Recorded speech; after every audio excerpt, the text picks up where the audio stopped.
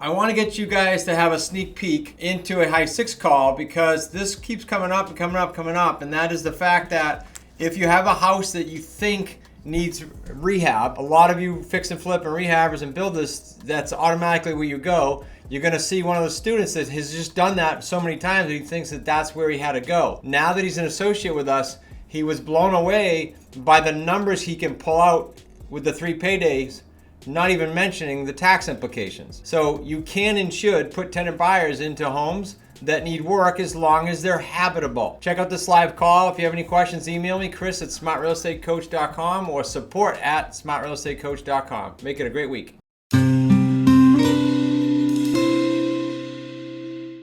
Been making some calls, haven't really got anywhere yet.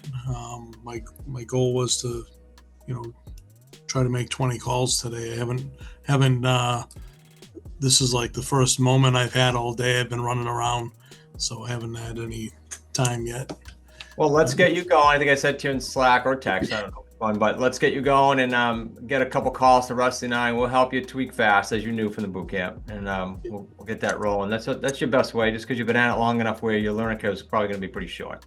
Yeah, and really the mind twist from being an investor and trying to buy everything to not wanting to buy everything is a little bit, it's something different that I haven't faced.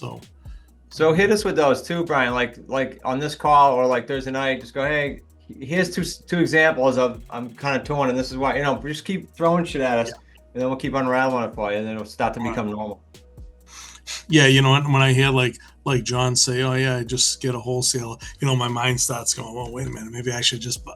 That would be a good one for me to buy. It's like, all right, I gotta stop doing that because, that's not what we're doing.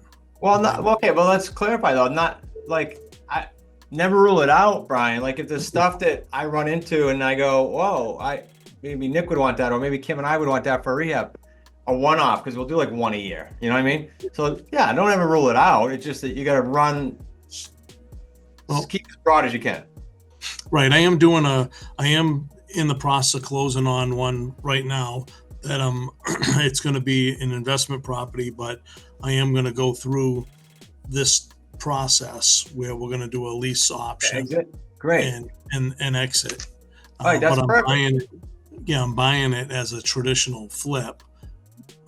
Through my bank. So okay, I tried to do something creative, and when it didn't work, I just said, you know what, I'm just gonna buy it because I had the money in the bank. So okay, so here's a couple of thoughts. If you want to work on this for a second, if you were gonna rehab it anyway, as you heard when we hung out for the boot camp, I would look at is it habitable today? It is. Okay.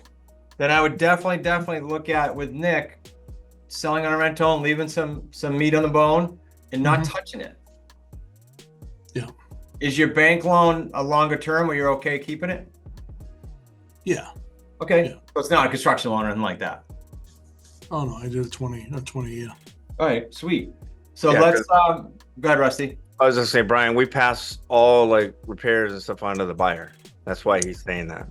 Yeah, I remember you said that before. Yeah. So, if it's habitable and it just needs some minor repairs or whatever, we just say, okay, buyer, you're buying as is.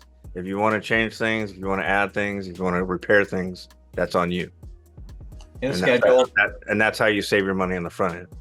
Yeah, and that's something that will definitely help me because, I've been doing flips for 25 years and to try to change that mindset of, I just finished 3 of them up last month and these are properties that I'm keeping. And then I got another one going that I'm keeping. And then we have this one here that I'm going to get rid of. I love this. So let's do a one-off on this and get you, you'll see the whole buyer process with Nick and see this rehab thing. And I bet you're going to love it because you're going to put out little to no money.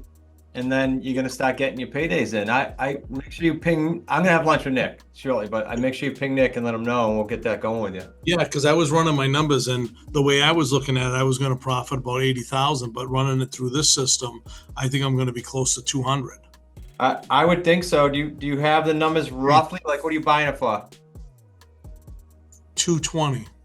220. Okay. Let me get a slab of paper. What's it need for work? Just so I have that for my buyer You need side of about 30,000.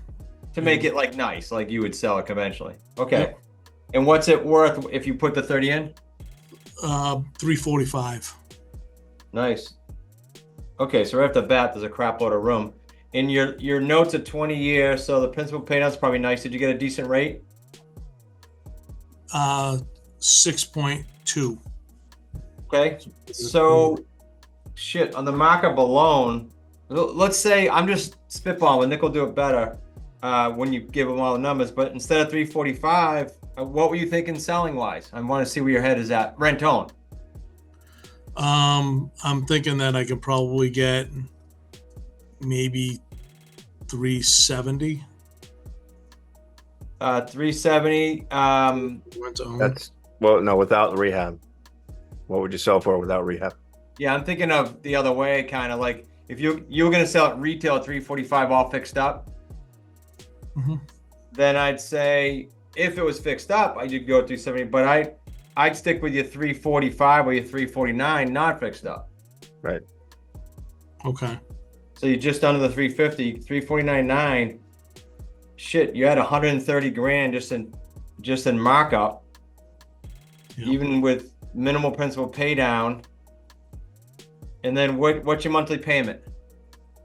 I don't have the paper in front of me, but we can figure it out. Roughly? You can get it.